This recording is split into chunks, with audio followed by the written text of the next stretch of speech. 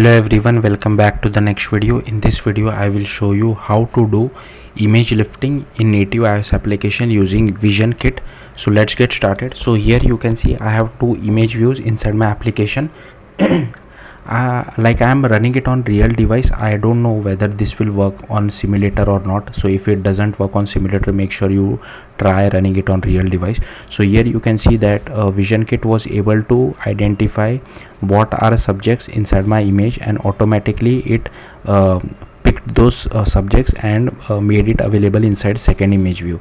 Okay, so that's what this video output demo is all about.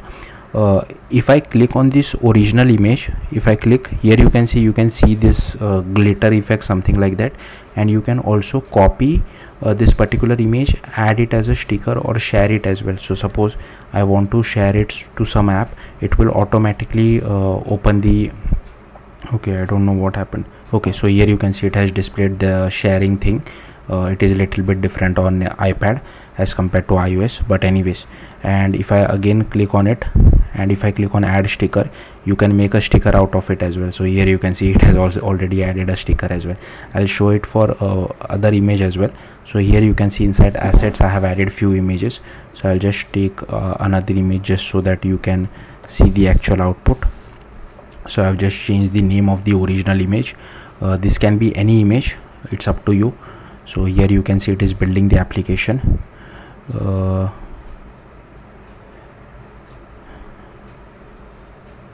Here you can see this is the original image. It does take a little bit of time. I mean, it's pretty quick. So here you can see it has lifted the subject from this, and there is one more image, a dog image, which I want to show you. DOG. So hopefully you get an idea of what exactly we are trying to do.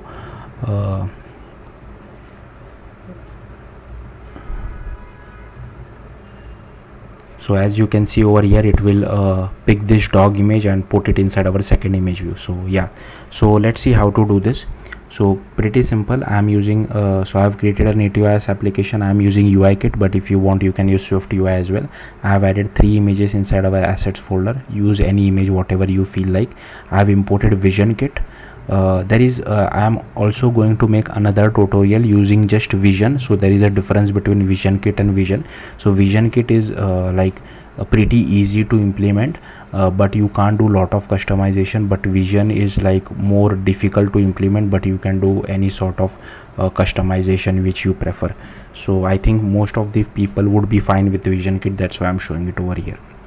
So here you can see I have created 2 UI image views, one image analyzer, and here I am passing this image analyzer.configuration.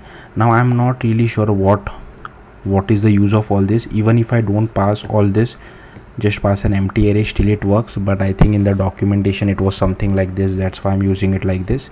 Then I have created our image analysis interaction. Firstly we are setting up our image view. So here you can see there's some NS layout stuff which I'm doing, adding our image views to our main parent view and setting the aspect, fit, border width, all that stuff. Okay, next here we are loading the image, creating a UI image of our image, and adding it to our first image view. And here I have also added the interaction to our first image view. So on click of it, so I'll quickly show it to you. So on click of it, remember we were getting this glitter effect, and then we were getting all these options. So you can use something like this with the help of this interaction thing. Then we are just calling lift subject from our this image, and once we have the subject, we just assign it to our second image view. So if you see over here, lift subject, we just pass our first image view, UI image, sorry, and it returns a UI image as well. So we just pass our image to our this analyzer.analyze, pass the configuration as well. Then we just create an analysis, add the analysis to interaction analysis, and preferred interaction types is just automatic. And here I'm just picking the first subject, but if there are multiple subjects, it's up to you how you want to do things.